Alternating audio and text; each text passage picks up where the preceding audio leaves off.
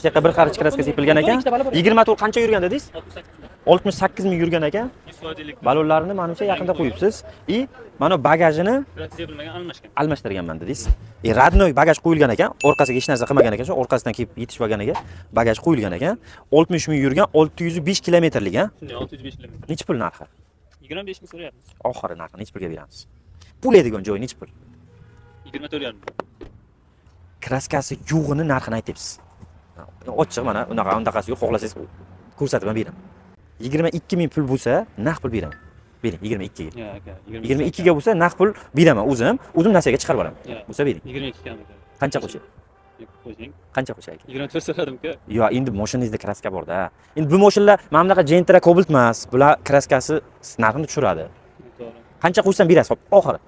Taqalgani 23 bering. 23. Bo'ldi, 23 bera olmayman aka. Mayli 22900 ga kanalimga qo'yib beraman. Sotib beraman. 24 mingga tashib keting, nomeringiz bilan narxini aytib qo'yamiz. Bo'ladimi? Barakam?